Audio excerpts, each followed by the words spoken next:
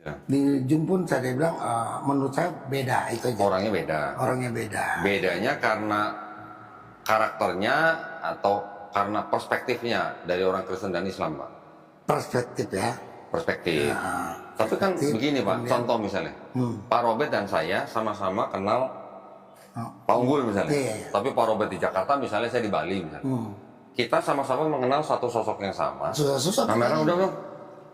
Apa, Pak? Jangan susah-susah pertanyaan. Enggak, apa yang susah, orang kita diskusi aja kok. Kita ngobrol, Pak. Nah iya. Tidak ada yang mau merendahkan, tidak. Betul. Kita kan harus saling menghormati. betul. Bapak punya keyakinan apa, itu hak. Hak yang dijamin negara loh, Pak. Betul. Gak boleh utak-atik. Kamera udah, kamera? Kamera? Oh udah itu. Jadi ada ritik-ritiknya nih kalau umpamanya apa salah ritik. Enggak, gini Pak, ini rekam hanya untuk rekaman kita aja, dokumentasi. Nanti kalau misalnya mau ditayang di YouTube, Bapak sedia, ada yang mau diedit, silahkan. Bebas Pak. Iya. Nanti sebelum tayang YouTube, Bapak harus nonton lagi. Nah, Alhamdulillah, kita kedatangan guru karate ya. Sensei. Aduh, kita pernah dialog di TikTok sekali atau dua kali waktu itu Pak ya? dua kalau Enggak, sama sama saya, beliau sama. dari zaman Zoom. Oh, dari zaman Zoom. Dari zaman Zoom. Dia udah karena saya pernah buka muka saya. Oh, kita waktu di TikTok saya nggak ngeliat mukanya Pak Robert ya? Saya kan ada 3 TikTok yang sudah bisa buka ini, itu yang hilang. Nah ini kan belum bisa buka apa? Karena belum 1000. Yang sudah bisa hilang malah. Malah saya bikin baru. Kalau ini sudah belum sampai 1000 juga nih. Karena saya berapa bulan ini saya stop dulu karena Jadi, mau menghadapi Tiap malam Pak Robert masih masuk TikTok. hampir 1 bulan ini saya karena saya kan mau ujian itu di Filipina itu. Nah, saya stop aja dulu. Nah, Tapi saya dari semua orang Kristen ya Pak ya, Ya. yang pernah dialog sama ya. saya terkesan dengan Pak Robert. Makanya saya undang Pak Robert berkali-kali ke sini. Terkesan kenapa? Karena Pak Robert ini yang menggambarkan benar-benar orang Kristen. Artinya imannya kuat, tapi juga dijaga adabnya. Jadi Pak Robert ini orang Kristen yang tahu adab gitu. Ya, kan keyakinan kan kita masing-masing Pak ya. Betul. Tapi kan bukan berarti kita nggak bisa berteman. Betul. Ya kan, teman saya masih banyak yang Kristen. Bahkan customer saya masih Kristen semua Pak. Betul. Supplier saya juga Kristen. Ya tapi nggak ada masalah, kita berteman gitu. Betul. Pak Robert ini, saya baru melihat orang Kristen yang jaga adab. Di TikTok, padahal kita ketemu baru sekali, Iya, 2 kali Pak ya? 2 kali. 2 kali, iya. Langsung diundang. Iya, karena seperti Pak Robert ini yang bisa diajak berdialog. Iya. Bukan berarti kita dialog mau menjatuhkan siapa-siapa, enggak. Kita hanya, ya tukar pikiran lah gitu. Saya di Zoom itu sampai pagi, sampai jam 9. Saya udah mau tidur, masih juga Masih diajak-ajak. diajak terus. Nah, Seperti siapa tuh, Mas Budi ya. Mas Budi, dia juga anak tentara kan. Jadi berarti udah berapa lama Pak di TikTok Pak? TikTok ya pas abis Zoom itu. Oh, setelah Zoom ya? Setelah Zoom kan TikTok. Sebelumnya juga ada apa? Pak VN itu. Streamyard. VN itu. Oh, lewat VN, di WhatsApp. Itu hang terus ya punya karena banyak sekali kan. Terlalu banyak, terlalu gede filenya. Nah, kalau menurut Pak Robert, dialog lewat TikTok itu menurut Pak Robert gimana? Apakah bagus? Apakah ada yang harus di... Kalau di TikTok ya memang bagus, tapi dia terbatas itunya ya. Terbatas pesertanya ya. Kalau di Zoom itu kan dia Bisa banyak. bisa banyak. Cuma itu yang saya lihat. Iya, iya. Kalau saya lebih seneng adep-adepan begini Pak. Oh ya boleh. Karena ada bukti-bukti fisik yang di sini. Iya. Kalau di Zoom kan susah ngasih lihat Iya, ya. betul. Kalau di streamnya juga bisa tapi nggak efektif gitu loh. Maksudnya kurang gimana ya? Makanya saya kalau ajak dialog pendeta-pendeta, mendingan kita ketemuan. Saya bilang gitu.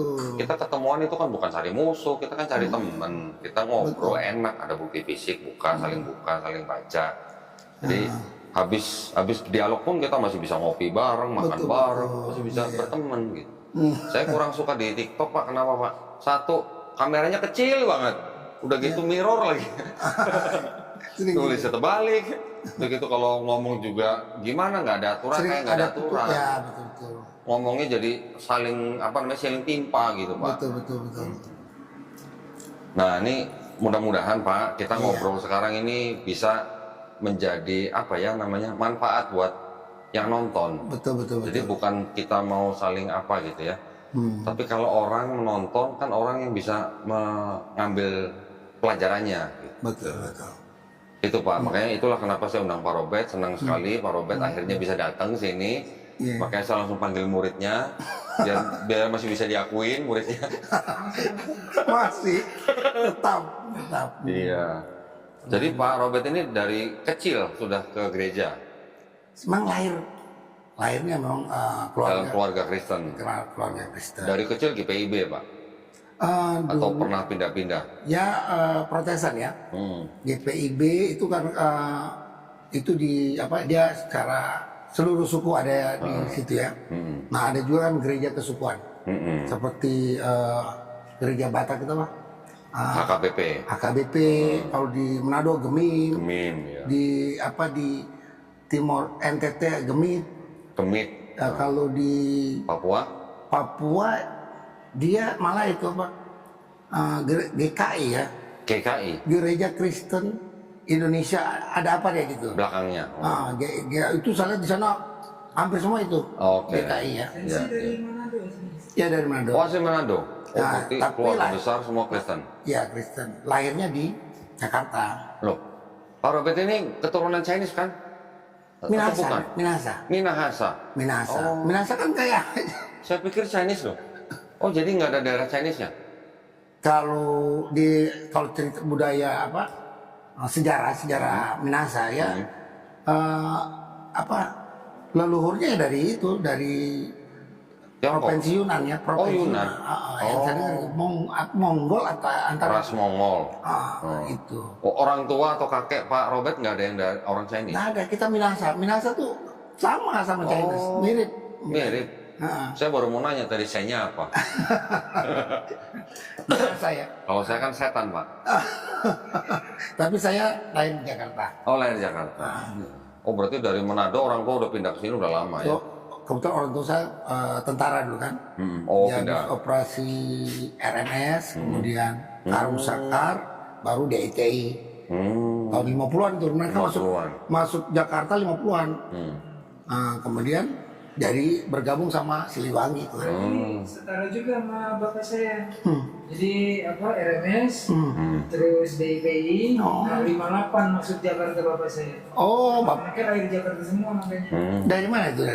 Dulu waktu zaman mudanya tentara pelajar Porto.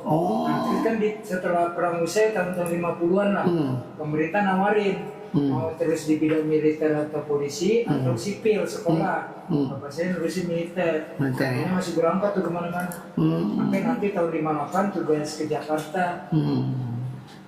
Bapak saya 50 masuk, habis RMS, Karung Sakar, DITI, pensiun di situ. Ya.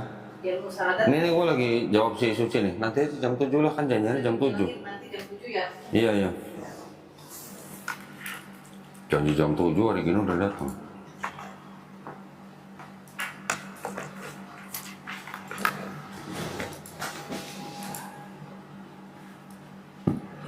Jadi tadi peluk-pelukan dong sama saya. Oh cium tangan. Kenapa nggak cium kaki? Aduh, suaranya diri ini Ustadz Unggul. Orang mau cium kaki gitu. Ya, jadi kalau GPIB kan ini Pak ya, kelompoknya masuk kelompok Trinitarian ya Pak ya? Ya, Trinitarian. Iya dong. Trinitas ya? Trinitas kan? Iya. Trinitas itu kan doktrinnya. Kelompoknya disebutkan Trinitarian gitu kan? Trinitarian, iya. Jadi Pak Robert udah ngelotok banget dong ya soal Trinitas ya? Ya, enggak juga sih, tapi paham lah ya. Iya. Soal Trinitas. Gimana Pak? Jadi Pak, apa yang mau kita bicarakan nih Pak? Ya terserah Bapak, mau Trinitas, mau Yesus, Pak. Kalau yang saya mampu saya akan jawab. Pak Robert kalau udah mau nanya juga jangan sungkan-sungkan loh Pak. Mau tanya apa silakan. Kebanyakan saya bertanya, ditanya, menjawab. Karena udah senior kali ya, jadi Bukan. maunya cuma ditanya ya. Bukan, mungkin kalau mau nanya tentang Islam kan saya belum terlalu luas. Bapak nggak ada tertarik sama Islam? Ya sampai saat ini ya saya masih yakin sama. Bukan, maksudnya iman Bapak tetap Kristen, tapi Bapak nggak ada ketertarikan tentang Islam gitu. Kalau ketertarikannya ini mungkin ya sebatas kemanusiaannya ya. Kemanusiaan. Itu saya banyak ditolong oleh orang Islam. Alhamdulillah. Itu jadi kan Pak Robert tahu bahwa kita orang Islam, kita juga mengimani Nabi Isa alaihissalam. Betul. Ya kan? Bahkan kita kalau menyebut Yesus pun kita harus tambahin alaihi salam. Semoga damai besertanya. Kita nyebut Yesus loh padahal ya. Karena buat kita yang disebut Yesus atau Nabi Isa alaihissalam tuh orangnya sama sebenarnya. Oh begitu ya. Kalau menurut Pak Robert sama apa beda orangnya? Ya saya sudah berkali-kali, saya harus konsekuen ya. Iya. Di Zoom pun saya bilang menurut saya beda itu aja. Orangnya beda. Orangnya beda. Bedanya karena karakternya atau karena perspektifnya dari orang Kristen dan Islam, Pak? Perspektif ya. Perspektif. Tapi kan begini Pak, contoh misalnya, Pak Robert dan saya sama-sama kenal Pak Unggul misalnya. Iya. Tapi Pak Robert di Jakarta misalnya, saya di Bali misalnya. Kita sama-sama mengenal satu sosok yang sama, tapi Pak Robert menceritakan dia dengan cerita A, saya kenal dia, saya menceritakan dengan kisah B. Bisa begitu nggak Pak kira-kira? Bisa jadi. Bisa jadi kan? Ya. Kan kalau Yesus dan Isa kan walaupun ceritanya di dalam Bible dan Quran ceritanya sedikit berbeda, tapi kan sama-sama lahir dari seorang perawan suci. Betul. Kita juga mengimani. Terus kemudian Yesus atau Isa kan sama-sama juga bisa menyembuhkan orang sakit, ya kan? Bisa membangkitkan orang mati bahkan. Iya. Terus yang membedakan kan mungkin kisah lahirnya. Betul. Terus yang membedakan lagi kisahnya di Kristen Yesus disalibkan, di Islam kita tidak mengaku disalibkan. Itu kan hanya kisah yang berbeda, Pak. Betul. Tapi apakah dari kisah yang berbeda tuh harus orang yang berbeda gitu? Ya kalau saya tetap berpegang bahwa karena kisahnya berbeda ya. Kemudian kalau kita lihat dari perspektif Muslim, di Al-Quran itu kan Nabi Isa itu dia lahir dari perawan Maryam, itu aja sudah. Itu perbedaan. Maryam sama Maria sama nggak Pak? Kalau di Bible Maryam itu adalah saudaranya Harun sama Musa kan. Keturunannya. Itu yang Di mana di Bible? di Bible kan saudaranya Harun, adiknya kan. Oh bukan. Maryam. Saya luruskan Pak. Ya. Kalau yang saudaranya Harun dan Musa itu namanya bukan Maryam, Miriam. Oh Maryam ya Miriam. Iya. Kalau Maryam juga di Islam kita juga menganggapnya keturunan Harun juga. Di dalam Bible juga keturunan Harun. Karena Maria yang di Bible itu adalah kerabatnya Elizabeth, istrinya Zakaria. Elizabeth ini keturunan dari Harun juga. Jadi kalau Elizabeth keturunan Harun, Elizabeth dan Maria ini kerabat, berarti Maria juga keturunan Harun sebenarnya. Di Bible tuh Pak, di Lukas tuh ada. Di Bible yang setahu saya, Maria itu ada dari keturunan Eli ya, dari Yehuda ya, dari Maria itu. Yehuda melalui Daud. Ya. Eli ya, bapaknya kan. Oke. Yang di Lukas Eli, yang di Lukas Eli, yang di Matius Yakob. Dari turunan Yehuda ya. Nathan atau apa namanya? Nah kalau kita baca di Lukas Pak, Maria itu kan kerabatnya Elizabeth. Coba kita baca nih Pak ya. Di Lukas 1 kalau nggak salah Pak. Ke 1 ya. Oh. Lukas 1 ayat 36 Pak nih. Dan sesungguhnya Elizabeth sanakmu itu. Nah nih. Nih. Di sini ada. 36 ya. 36. Sanak itu kan kerabat. Dan sesungguhnya Elizabeth sanakmu itu ia pun sedang mengandung seorang anak laki-laki pada hari tuanya, dan inilah bulan yang ke-6 bagi dia yang disebut mandul itu. Ya. Berarti kalau sanak apa Pak itu? Kan berarti kan Anak bisa keluarga. dibilang keluarga, bisa dibilang teman ya. Enggak, teman bukan Atau Pak. seangkatan gitu, kira-kira gitu. Keluarga Pak dia masuknya kalau sanak itu. Kalau ada Bible Pak, yang menulis Maria dengan nama Maryam, gimana Pak?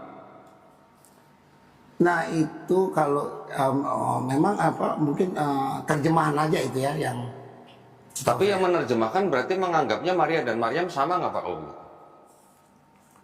Ya sepengetahuan saya Maria dan Maryam itu beda. Sebab Maria itu dari Yehuda, sedangkan Maryam atau Meriam ya itu dari Lewi ya. Nah, itu tapi sanak tuh Elizabeth sama Maria.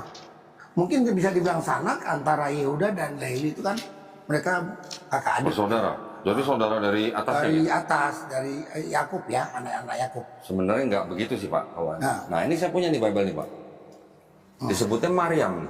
Maryam. Ya. Jadi ada Maryam, ada Maria.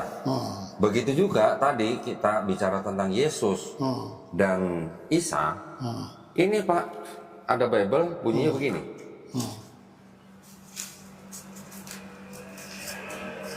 Nah, ini kita tukar-tukaran informasi nih Pak. Kata Injil atau kabar baik dipergunakan oleh Yesus Sang Mesias dalam kurung siapa tuh Pak? Isa Al-Masih. Berarti ini orang yang sama atau orang yang beda kalau begini? Mungkin begini, Injil itu kan sudah masuk di abad-abad 1, abad 2 ya ke negeri Timur Tengah ya. Timur Tengah khususnya di daerah Syria dan sampai ke Arab lah. Mesir lah ya. Nah itu mungkin mereka penyebutannya Isa, tapi dalam arti yang mereka adalah Yesus itu yang maksudnya, yang anak Maria keturunan Daud itu. Ya. Berarti ada kemungkinan Yesus dan Isa itu sebenarnya orang yang sama, cuman diceritakan berbeda. Dari kalangan Kristen dan kalangan Islam diceritakannya berbeda. Bisa, tapi kalau kita mau lihat ibunya, kalau dari menurut Muslim, apakah Nabi Isa itu dari keturunan Yehuda atau dari keturunan Lewi? Gini, kalau di Quran disebutkan Maryam itu kan dipingit Pak. Di Kristen ada nggak Pak? Maria dipingit di bait suci. Nah, mungkin sebelum sampai ke Oke, ya. di dalam Bible tidak masuk Pak. Tapi ada dokumen sekunder Pak ya. Dokumen sekunder yang dari Kristen bahwa Maria juga dipingit Pak di bait suci. Nah, jadi kayak seperti di apa ya namanya dipingit itu dijaga atau dijaga gitulah. Iya. Jangan sampai tercemar mungkin. Iya, betul. Ya. Betul. Nah, kalau orang-orang Jawa kalau dia mau nikah Ya. dia Ya. disterilkan gitu Ya. ya. Nah, ini Pak, ini juga bisa disebut gospel. Nah. Tapi gospel ini tidak masuk dalam Bible. Di gospel ini Maria diceritakan dipingit juga di bait suci. Kenapa dipingit di bait suci? Kalau orang Yehuda tidak dipingit di bait suci, Pak. Kenapa dipingit di bait suci? Karena dia keturunan Harun. Kenapa? Karena suku Lewi itulah yang menjadi imamnya bangsa Israel, Ya, betul. kan? Karena dia imam suku Lewi dan keturunannya adalah imam bangsa Israel, makanya mereka yang mengurusi bait suci. Kalau orang suku lain nggak mungkin dipingit di bait suci. Ya. Jadi Maria dipingit di bait suci karena dia keturunan Harun juga, begitu. Cuman ini tidak masuk Bible. Iya, itu belum maka saya bilang belum pernah saya dengar. Ya, Iya. jadi ada kemungkinan besar kalau Bapak bilang tadi Injilnya sudah ke Syria atau mana tempat lain, memang pada saat itu diceritakan yang disebut Yesus atau Isa itu adalah orang yang sama, tapi diceritakan oleh kalangan Kristen, ibunya Maria, terus kemudian dia lahir ditaruh di palungan dan segala macam, terus kemudian dia disalib dan diangkat. Bangkit dan diangkat itu dari kalangan Kristen. Kira-kira 6 abad kemudian turunlah Quran. Di Quran diceritakan ternyata sedikit berbeda. Betul. Kemudian baru dinyatakan di Quran Nabi Isa AS tidak dibunuh dan tidak disalib. Ini kan sebuah cerita yang berbeda. Ya, berbeda. Tapi menurut pendapat saya sebenarnya itu menceritakan orang yang sama sebenarnya. Jadi kan tidak masalah kalau orang menceritakan orang yang sama, tapi dengan kisah yang berbeda kan boleh-boleh saja. Bisa saja ya. Bisa begitu. Nah, kemudian apa namanya? Kata Yesus sendiri, Pak. Indonesia kita kenal dengan kata Yesus. Yesus ya. Orang Indonesia mengenal kata Yesus itu kan dari bahasa Inggris. Iya. Jesus. Yesus. Orang bahasa Inggris baru kenal kata Jesus itu masuk ke Bible, Pak. Itu baru abad ke-18. Sebelumnya belum ada kata Jesus. Adanya Isus. Isus. Nah, dari Yunani kan bahasa. Dari Yunani. Nah. Jadi sebenarnya pada waktu sosok Yesus atau Isa ini hidup, dia sebenarnya kan nama aslinya kan Iso. Bukan Yesus kan, Pak? Iya. Ya kan? Iso. Kalau Ibraninya dia Yesua. Yesua Hamasia. Ya. Kalau di Aramaik, Iso de Mesiho. Ya. Nah, kalau orang kan pada waktu itu kan daerah Palestina itu kan dikuasai oleh Romawi. Ya. Orang Romawi menyebut Iso dengan apa? Isus. Karena dia kan selalu kalau orang Romawi di belakang nama orang tuh Us gitu. Ada S-nya ya. Kalau orang Yunani dengan As, gitu. As atau S. Gitu. Ya Romawi dengan Us. Makanya Iso jadi Isus. Ya. Itu berlangsung beratus-ratus tahun, Pak. Betul. Baru di abad ke-16 tahun 1524, ini yang saya baca, Pak ya. Seorang ahli tata bahasa Itali menemukan huruf J. Jadi waktu sampai abad 16 belum ada huruf J, Pak. Jadi ketika dia menemukan huruf J, itu tujuannya adalah untuk memisahkan atau membedakan huruf I dengan huruf J. Huruf I kadang-kadang kan dibaca dengan ya atau ya kan? Isos jadi Yesus bacanya. Nah, itu dipisahkan dengan huruf sendiri J. Huruf J itu tahun 1524 diciptakan, dipakai untuk menjadi kata Jesus baru tahun 1632, Pak. 1632 di dalam sebuah dokumen pengadilan di Inggris. 1524, 1632 udah 100 tahun lebih tuh. Baru ada kata Jesus.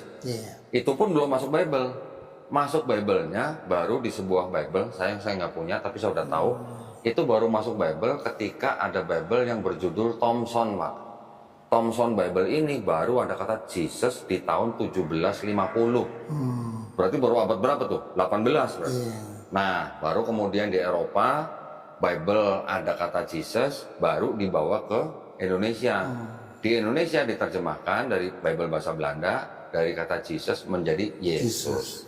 Jadi kalau abad pertama ketika sosok Yesus ini hidup dipanggil Jesus atau dipanggil Yesus, dia nggak akan nengok, Pak. Bisa jadi. Betul kan? Iya. Yesus itu dia nggak bakal nengok. Tapi kalau dipanggil Iso baru dia nengok. Karena dia orang apa? Israel, tapi berdialek Aramaik. Kalau orang Israel berdialek Aramaik kan mereka bahasa sehari-harinya dengan bahasa Aramaik. Tapi kalau ibadah di sinagog pakai bahasa Ibrani. Jadi kalau kata Jesus dan Isa itu sebenarnya boleh dikatakan secara ilmu bahasa dia hanya sebuah paralelisasi, Pak. Paralelisasi nama gitu. Sama seperti gini. Di Bible yang LAITB kan ada kata Matius. Di Inggris ada nggak Matius, Pak? Dia enggak. Nah, adanya apa? Matthew. Di Bible kita ada Markus. Ya. Di Inggris Mark. Ya. Ada Lukas, di Inggris Luke. Ya. Di Indonesia Yohanes, di Inggris apa, Pak?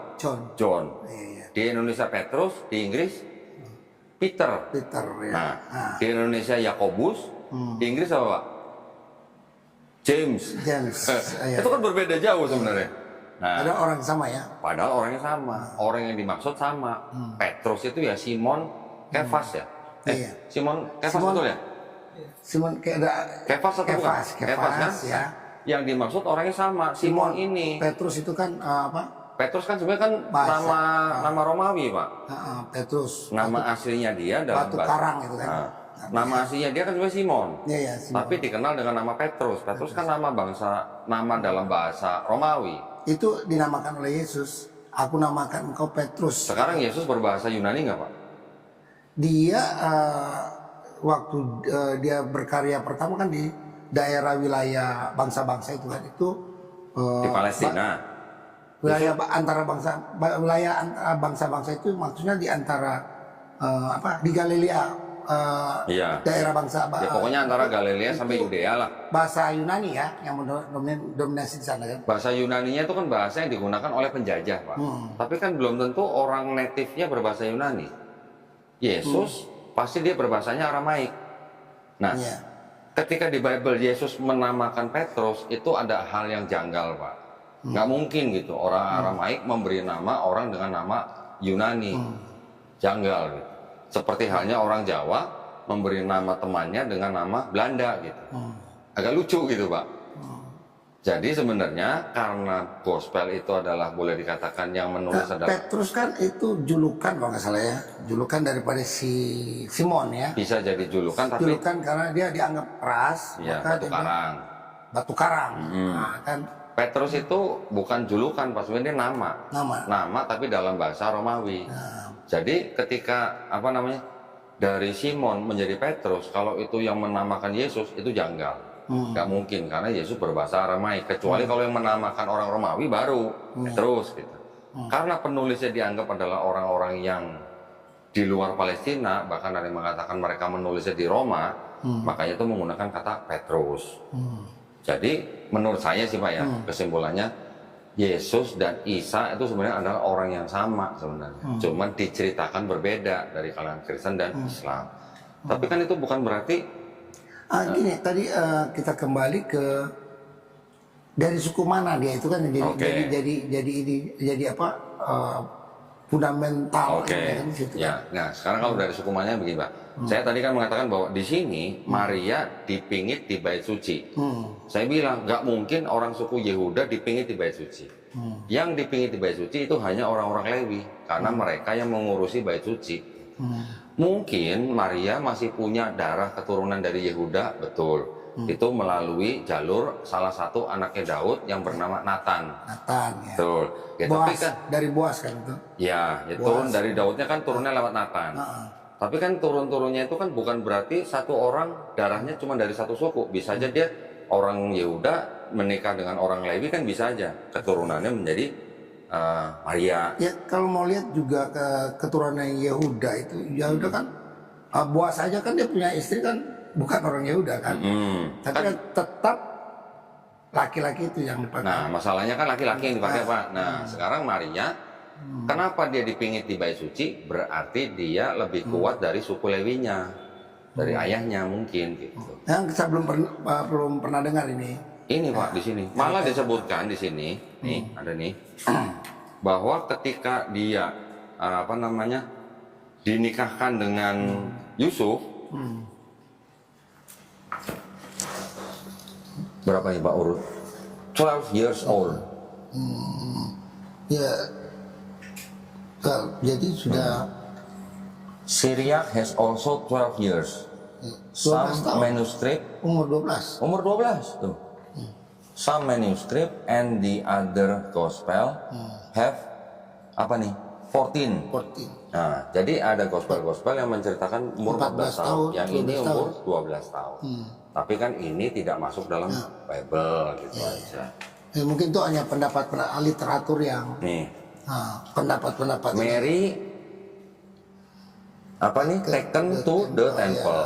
Di satu Nah, Mary abides in the temple. Jadi Maria yang ditaruh di bait suci sudah pasti dia ada keturunan Lewi.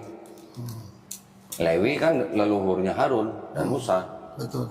Gitu. Jadi sebenarnya yang masih nyambung nih, Pak. Bible sebenarnya memprediksikan atau mengindikasikan bahwa Maria itu sebagai keturunan Harun. Quran juga mengindikasikan atau ya istilahnya mengindikasikan Maryam juga keturunan Harun. Iya, kalau Maryam ya. Maryam sama dengan Maria di sini sama. Sama. Maryam yang di Quran berbeda dengan Miriam yang saudara perempuannya Harun. Kalau di Quran disebutkan kenapa Maryam dipanggil wahai saudara perempuan Harun gitu ya. Itu adalah tradisinya bangsa Yahudi yang menyebut orang itu dengan sebutan orang-orang soleh sebelumnya. Jadi karena keturunan gitu. Ketika salah seorang sahabat Nabi namanya Mugoiro datang ke tempatnya orang Kristen di Najran di daerah Yaman, orang-orang Kristen itu bertanya kepada sahabat Rasulullah, kenapa di dalam Quran kamu menyebutkan Maryam saudara perempuannya Harun? Gitu.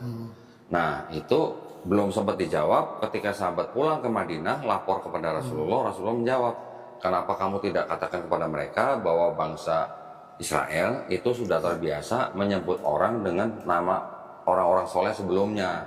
Jadi artinya Maryam itu adalah keturunan daripada Harun. Oh gitu ya. Nah, jadi sebenarnya kalau menurut Bible sendiri, ada Bible yang menyebutkan Yesus dan Maria, tapi juga ada Bible yang menyebutkan Isa dan Maryam. Bahkan, nah ini bahkan lagi nih Pak. Di sini ada Bible yang menyebutkan malaikat Jibril, bukan Gabriel. Ya. Nah ini Pak. Terjemahan tahun berapa ya itu? Ya, nanti kita bisa lihat nih terjemahan tahun berapa nih. 1962. 62 ya. Nah, LAI. Ini LAI loh Pak. Iya, iya. Nah, di sini nih malaikat siapa nih? Sorry. Nih malaikat Jibril, bukan Gabriel. Jadi itu sebenarnya hanya transliterasi bahasa Pak. Iya bisa jadi transliterasi. Ya. Jibril, Gabriel sama dengan Maria, Maryam, Yesus, Isa itu sebenarnya sama. Merujuk kepada pribadi yang sama. Masa iya kalau Yesus dan Isa berbeda, terus Maryamnya sama, malaikat Jibril dan Gabriel beda? Nggak mungkin Pak. Itu sama sebenarnya. Jadi hanya penyebutan nama aja gitulah. Contoh misalnya, ya tadi yang saya bilang di sono Peter, di sini Petrus, di sono James, di sini Yakobus. Nah, mungkin yang di Maria atau Maryam yang diterjemahkan pada tahun apa 60-an itu ya yang dimaksud mungkin adalah Maria, tapi tidak lari daripada bahwa keturunan Maria, keturunan Yehuda kan maksudnya begitu. Tapi kan disebutkan sanaknya Elizabeth. Iya. Tetap disebutkan sanaknya Elizabeth. Sanak itu kan bisa kerabat, bisa saudara. Ya. Saudara, betul. Ya, tapi artinya kalau sanak atau kerabat atau saudara itu kan masih ada hubungan darah Pak. Tapi kalau di Bible walaupun dia ditulis dia adalah Maryam atau Maria, itu terjemahan zaman dulu ya, tetap dia berini ke dia turunan Yehuda, turunan Daud, itu aja. Mungkin juga campur dengan keturunan Lewi juga. Nah diceritakan sih itu ya. Iya kan nggak ditulis. Kalau Yehuda itu dia pernah apa? Yehuda ke Boas dulu ya. Yehuda terhadap Boas yang saya lihat. Boas kan mendapatkan kalau tidak salah ya, janda daripada ini itu orang luar daripada Israel ya. Sedangkan Boas itu kan keturunan Yehuda sampai ke Daud. Kan nggak masalah Pak, namanya 12 suku. 12 suku sudah punya keturunan, ini kan saudara, udah saudara jauh lah. Menikah ya tidak ada masalah gitu. Sedangkan Abraham aja nikah dengan satu bapak lain ibu, istrinya Sarah itu kan satu bapak lain ibu tuh, Sarah itu sama Abraham. Zaman dulu gitu loh Pak. Kakak adik sebenarnya. Jadi ya yang namanya kemungkinan Maryam keturunan Yehuda juga, tapi dia juga ada darah dari Lewi, tidak ada yang tidak mungkin, pasti mungkin gitu Pak. Bisa ya, tapi saya lihat di Bible tuh dia tetap tekankan bahwa di Matius loh Pak. Tapi kalau di Lukas, tapi kalau di Matius kan tidak diceritakan. Yang diceritakan yang turunan Yehudanya kan Yusuf. Yusuf di Matius disebutkan anak daripada Yakob. Di Lukas Yusuf diceritakan anak daripada Eli. Nah yang benar bapaknya Yusuf ini Yakob atau Eli? Menurut tradisi Kristen, kalau Yakob yang di Matius ini bapak kandungnya Yusuf. Tapi kalau yang di Lukas, Eli ini bukan bapak kandung tapi mertuanya katanya. Jadi Eli yang bapaknya Maria gitu katanya. Ya bapaknya Maria dari keturunan Yehuda itu. Iya, tapi itu tradisi loh Pak. Ya tradisi loh. Karena yang ditulis Eli yang ayahnya adalah Yusuf ayahnya Eli. Tapi kalau di Matius Yusuf ayahnya Yakob. Ya sebenarnya sih tidak tertutup kemungkinan, bahkan sangat mungkin kalau Maria atau Maryam itu memang keturunan Daud juga, tapi juga ada keturunan Harun juga. Saya belum ketemu di situ, belum ketemu Pak, itu ketemu Pak. Kalau kita melihat dari susunan keluarganya di dokumen yang lain Pak ya, sekunder teman saya belum beli bagannya. Jadi ada keturunan, memang itu ya satu lewat Daud, satu lewat Harun. Gitu. Nggak tertutup kemungkinan Pak, perkawinan silang tuh nggak tertutup kemungkinan. Itu bisa jadi, tapi saya belum ketemu itu bahwa Maria itu dari perkawinan silang itu sebelum. Tapi logika mudahnya kan begini aja Pak. Mungkin nggak orang keturunan Yehuda dipingit di bait suci, itu aja. Itu yang nggak mungkin. Itu nggak di Bible kan nggak ada itu. Memang nggak ada. Justru ini adalah dokumen sekunder. Gitu. Kenapa di Bible nggak ada? Mungkin ini dianggapnya apokrifa. Bisa jadi ya, karena sekunder Sekunder ya. Nah sekarang yang masuk ke Bible itu kan hanya pilihan bapak-bapak gereja. Ini tidak ikut terpilih gitu.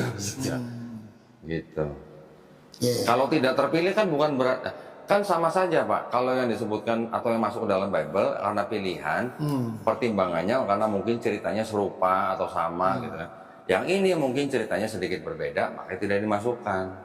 Tapi kan tinggal ini kalau dianggap tidak dipilih, apakah tahun penulisannya sama? Nggak jauh beda Pak, nggak jauh beda. Apa di tahun tidak sampai berabad-abad gitu, tidak sampai berabad-abad. Ya itu kan bisa pilihan dari bapak-bapak gereja kan mereka berdasarkan. Lah sekarang Bible-nya baru selesai dikanonisasi abad berapa Pak? Masuk abad 14. Abad 4 ya. Enggak, akhir finalnya di akhir abad ke-4. 4 ya. 397 di Kartago. Ya, jadi awal abad 4 itu. Iya, dari dari tahun 300-an, terus kemudian 367, yang tengahnya tahun berapa saya lupa, yang terakhir 397. Ya. Jadi udah mulai. Di kanon itu kan dari manuskrip yang tercecer itu kan baru dikumpulkan kan. Iya. Berarti Pak, Bible Bapak kan baru selesai dikumpulkan atau dipilih akhir abad 4. Ini jauh sebelumnya udah ada Pak.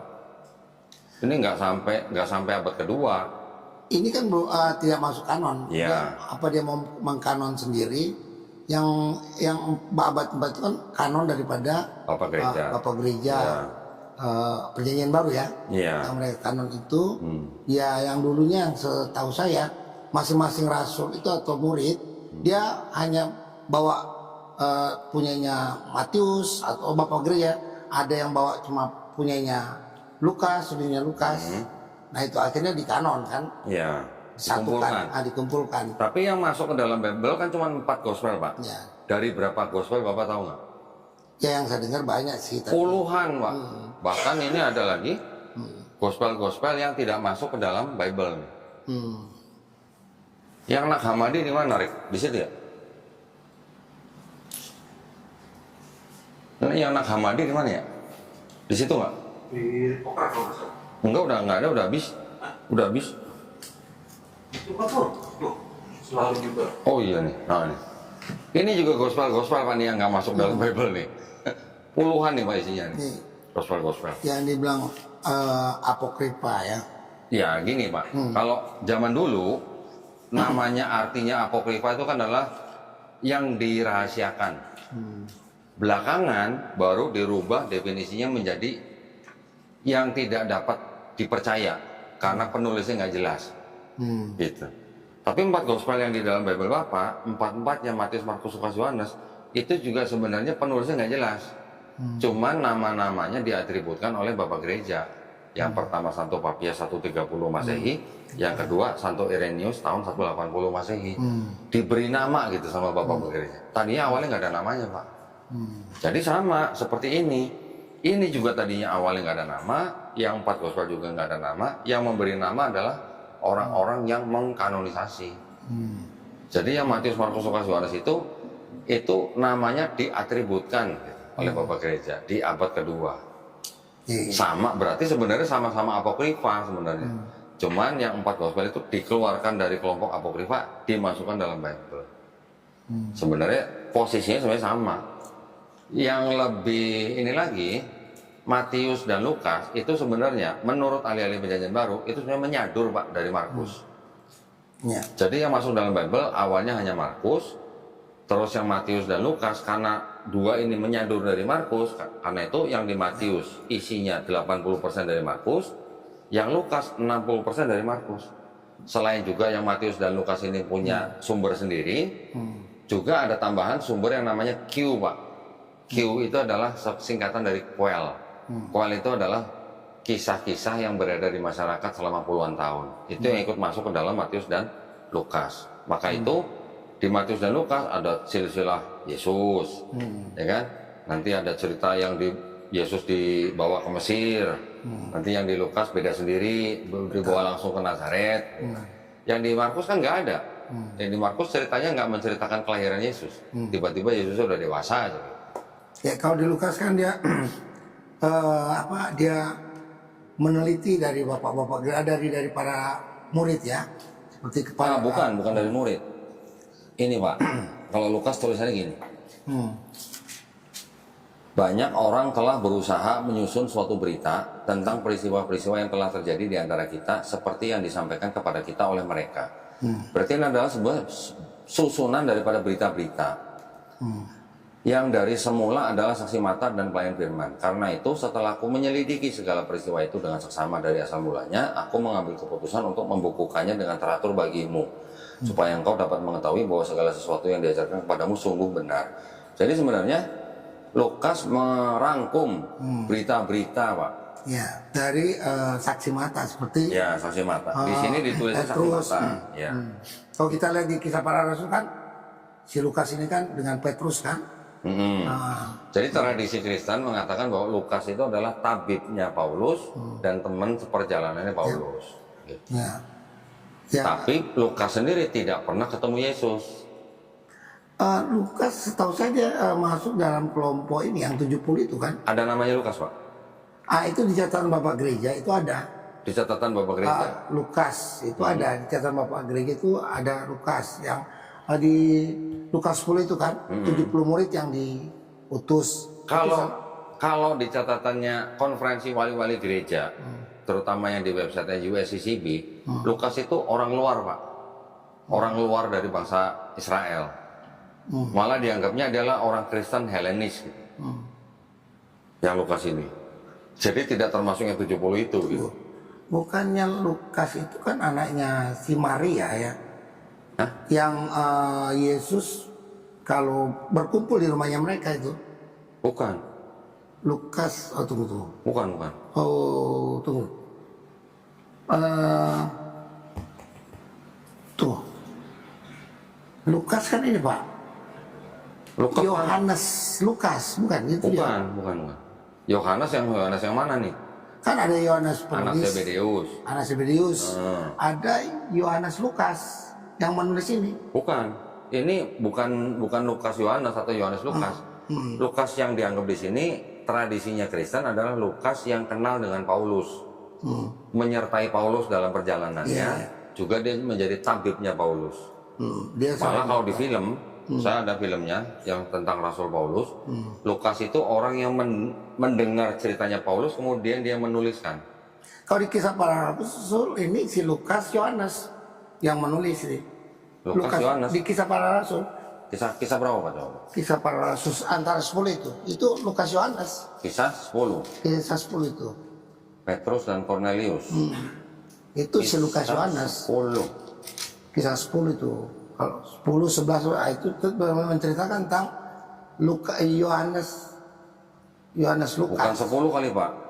Ini 10 nggak ada menceritakan tentang Lukas nih. Saya bisa search ya. Nah, coba Yohanes Lukas itu. Dia yang menulis itu Kisah Para Rasul dan kitab Injil Lukas. Sebentar. Itu mungkin di luar Bible nggak Pak? Pernah baca di Lukas 10 kalau tidak salah ya. Coba sebentar. Saya search coba ya. Di Kisah Para Rasul 10. Iya, kisah 10 kan? Kisah 10 kalau salah. Kisah 1. Kita googling tentang Yohanes ini aja deh.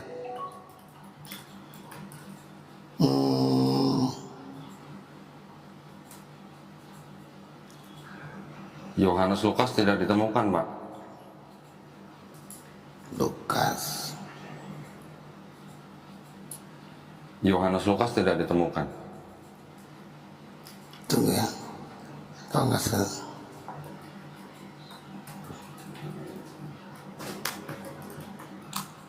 Lukas Yohanes juga tidak ditemukan. Lukas Yohanes tuh. Tidak ditemukan. Yang bilang tuh.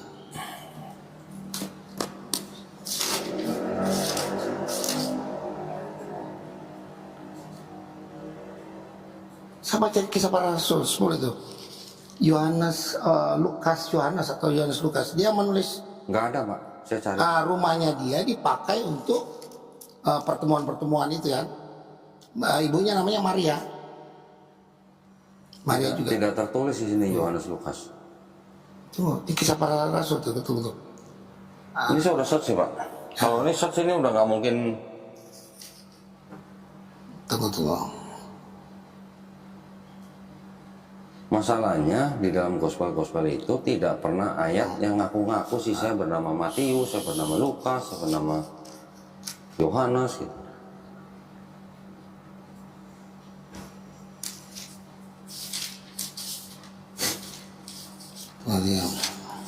Dia.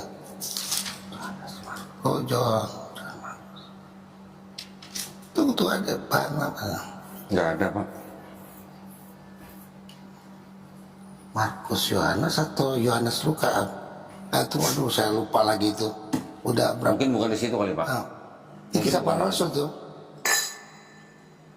John Mark. Yo, dijemput ya, yo. Ya, Dijemput deh. gimana sih? Nomor ya? Di mana bilangnya? Yohanes.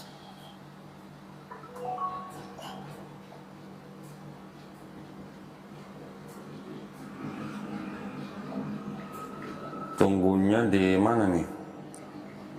Yohanes. Nomor. Ya udah, jemput deh. Oh nggak ada ya. Oh nggak ada ya. Aduh tunggu. Mungkin bukan di situ, Pak. Penulis Lukas dan kisah para rasul tuh. Oh iya, kalau tradisi Kristen mengatakan bahwa penulis Lukas dan kisah para rasul adalah orang yang bernama Lukas. Tapi itu tradisi, Pak. Itu Yohanes tuh tunggu. Orang yang sama gitu katanya kan.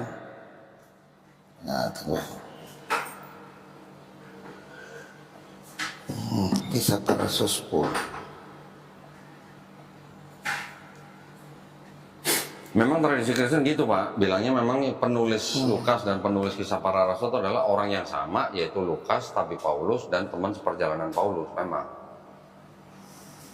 Tapi dari kalangan Kristen yang sekarang aja sudah mengakui bahwa penulis Lukas itu bukan orang yang bernama Lukas. Saya bisa tunjukin nih, Pak, di sini. Tradisi internal ya, sebelum Iya. ada penelitian atau kritik teks.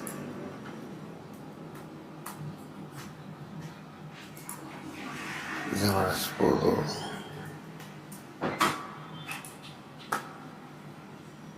Tak ada ya. Aduh saya ada di mana itu ya? Yohanes. Ditulisnya gini, Pak, kalau yang untuk Lukas ya, Pak ya. The prologue of the gospel makes it clear that Luke is not part of the first generation of Christian disciples. Nah, jadi pembukaan daripada gospel ini menjelaskan dengan sangat gamblang bahwa Lukas bukan bagian dari generasi pertama dari murid-murid Kristen.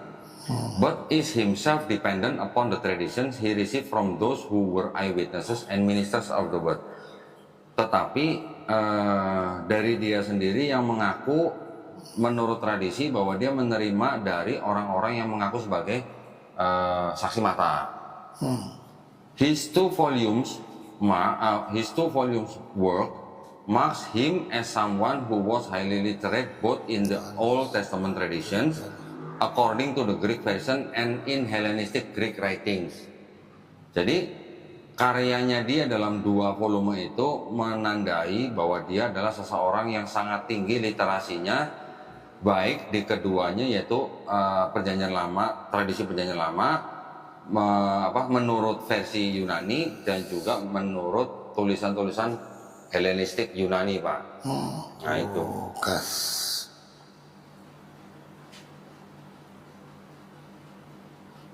Tunggu ya.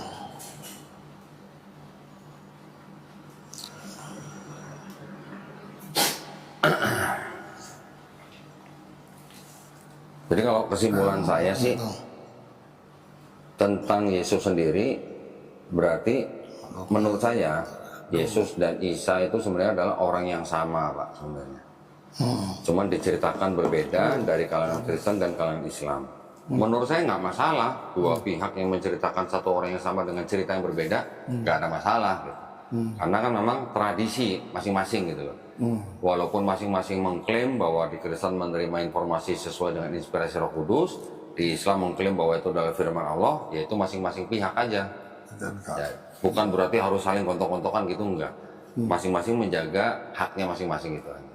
Tapi tetap yang dimaksud adalah orang yang sama. Karena di Quran, Pak, di Quran yang terjemahan bahasa Inggris juga menggunakan kata Jesus, Pak. Sama kata Jesus juga nih.